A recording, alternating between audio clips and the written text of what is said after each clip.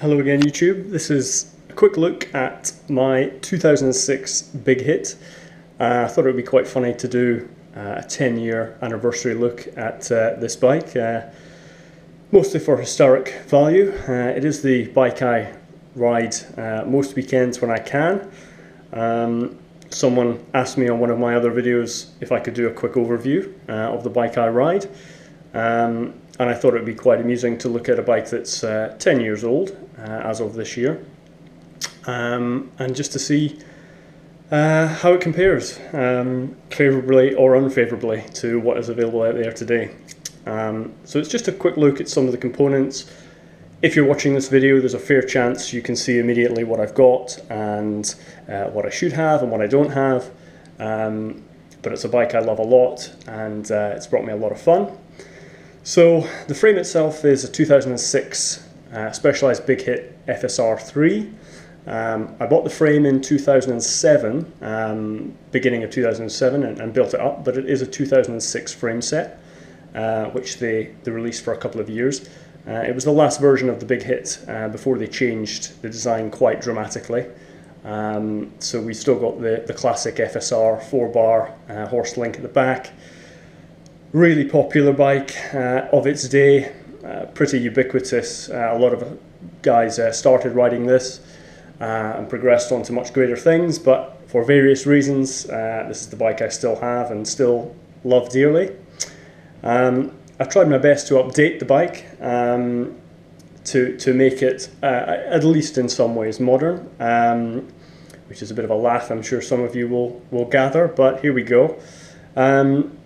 The bike changed quite a lot in the last 12 months. There was a period of a few years where I wasn't riding the bike, so I really wanted to make an effort over the last 12 months to update it to the bike I knew it could be, and I absolutely love it. It's a lot of fun, really heavy, but just pretty old school, good for the monster trucking of us out there. So the front end, the Marzocchi 888 CR from one of my previous videos. Absolutely amazing, really impressed with this fork. Pretty inexpensive by fork standards, but it has not skipped a beat. Pretty heavy on the front end. It changed the ride of the bike completely, really jacked it up by a couple of inches from the previous 6-inch Marzocchi fork I had there. Just so much plushness, really good. Very little maintenance required on this fork. It's very easy to service at home. One slight change from the factory, I put on some factory decals that came from Silk Graphics, just purely out of vanity. Doesn't improve the fork, but I think it looks a little bit better. Up into the cockpit, got the Renthal Fatbar 780mm, 38mm wide, 38mm rise, I should say, 780 wide. I've left that uncut. I've got the Kevlar grips on there, really good. Feel like you're welded to the bar. Starting to mix up a little bit with the older componentry on the front. I've got a recently serviced Hope Mono M4 for my rear brake. For those of you watching in the States, this is a British bike, so I have my left hand controlling the rear. Excellent four-pot brakes, never let me down. I've barely serviced it. I sent it away to Hope just the other week, and they completely transformed it. Really worthwhile checking those guys out if you're in the UK and you're thinking of getting them to service it. It's an amazing service. Its more modern counterpart on the right, the E4 with the Tech 3 lever. They feel very similar. To be honest, it's amazing that these brakes have so many years between them. This was one I bought at the end of last year, several years ahead of the other one, but the feel is surprisingly different. Slightly lighter lever action on the front, so to me they're pretty well balanced. I've got no issues with that. I hope the lighting is coming through okay on this video. I'm filming this indoors. Coming down to the front hub, I've got a Halo T2 26-inch wheel, pretty old school by some people's standards. You can see the caliper at the back there for the E4. I've got a Clark's floating rotor on the front, not a Hope one. I only had one floating rotor on this bike at the time, so I decided to buy the Clark's rotor. Slightly cheaper, it's not let me down at all. It's got that slight moto kind of waviness. Not as good looking as the Hope one, I think, but adds a little bit of colour. So yeah, 26-inch for life, as they say. No 27.5s on this bike for sure. The fork will take a 27.5, I believe, but I'm not interested in that. Maxxis High Roller 2.5 on the front. Don't really need to tell you about those. Famous the world over. Really great front tire. Never let me down. So moving along through the back, I've got the original Fox DH3 DHX3. Should have done my research here before blabbing to you. Rear shock, just 100% reliable. I've never had any issues with it. Probably a little bit undersprung for my weight. It's a 400-pound spring. I've not changed it. This is a small frame. It came spec'd with this weight of spring for the appropriate sized rider. I'm not sure of my approximate weight when I'm fully kitted up, but it's probably getting to the upper end of 70 kilo, 70, 75, 76 kilos with all my gear on. So it's probably a little bit undersprung, but I really like its plushness. It's great. If I was to change the spring, I really wouldn't like to change the feel at this point. I'm just so comfortable with the bike as it is.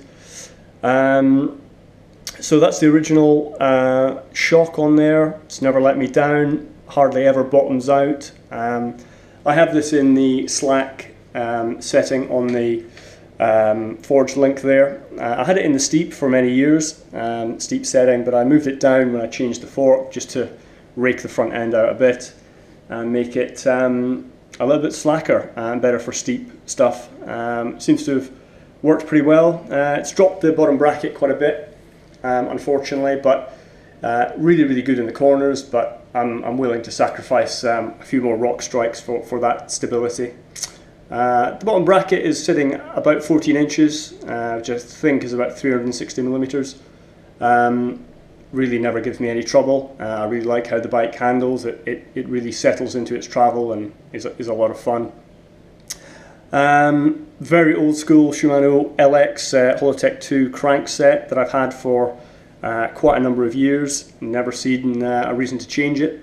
It's worked really well. Not the lightest, probably not the stiffest, but again, that doesn't really bother me. New addition here is the Blackspire DER chainguide. I'm running a 40 tooth ring up front, so again, pretty old school. But that's a much lighter weight option compared to the polycarbonate Blackspire guide I had on there for many years.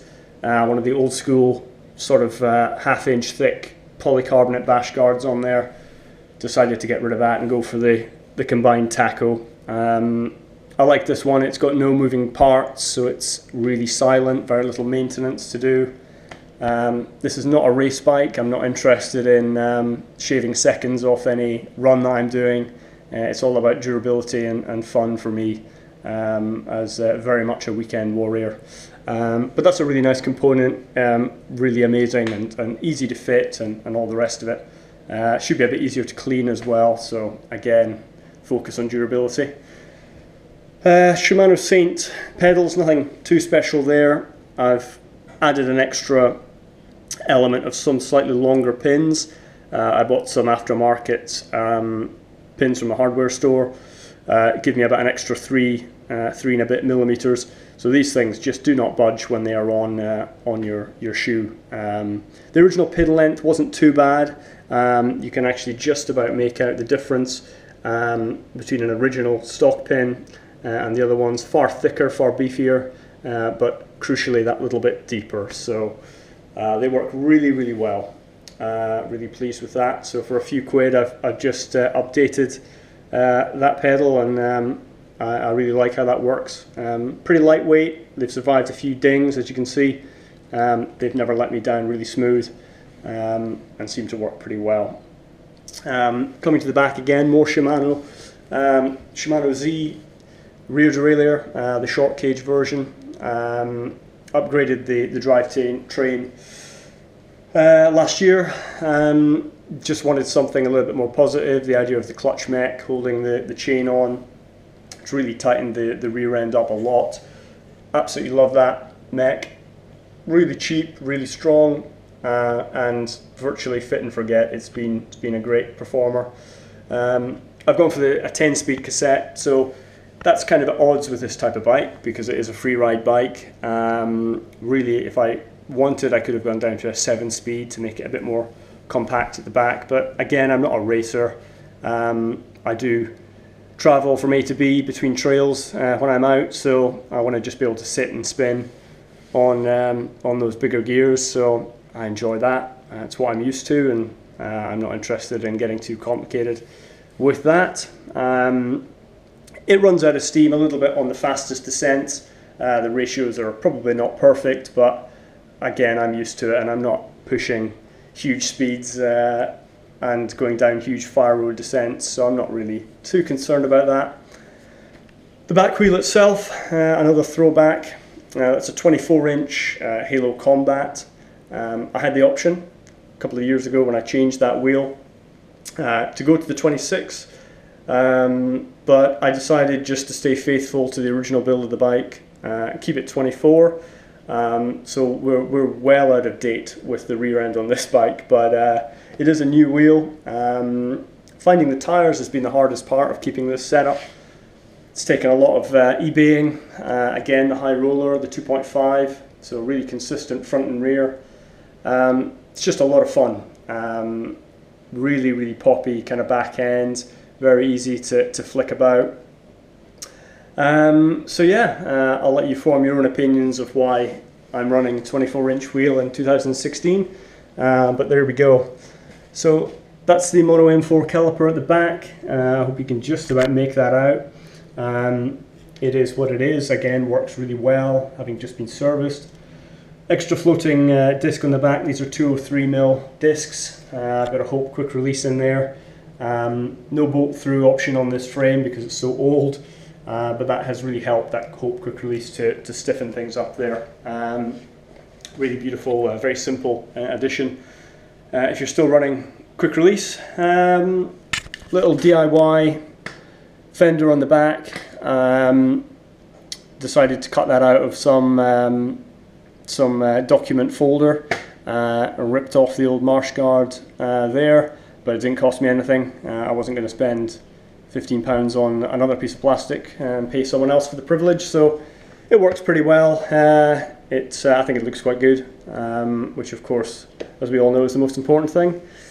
Coming up to the saddle, this is a Charge spoon saddle, again in keeping with the kind of stealthy look. I've really like that. No frill saddle, just the polyurethane cover, very light. Strong, no fuss at all.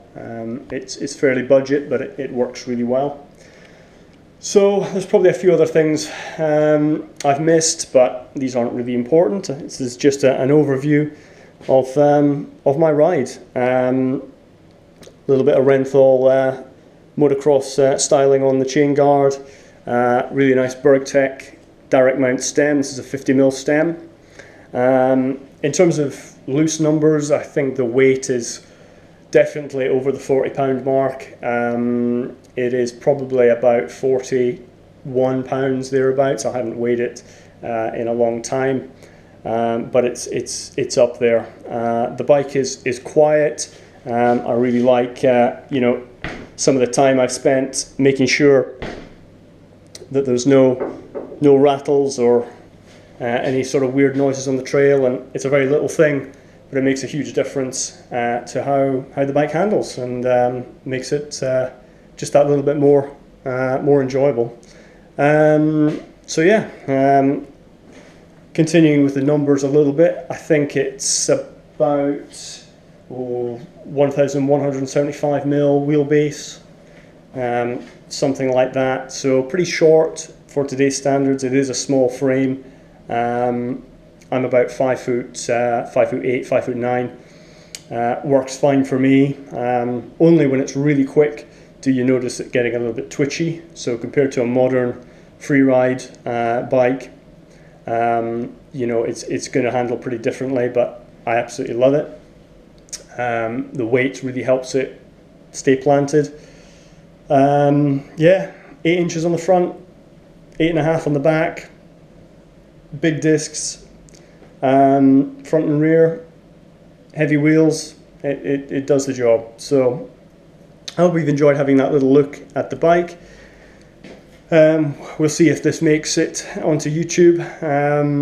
But yeah, any questions or whatever, just let me know. I hope you've enjoyed that. Take it easy.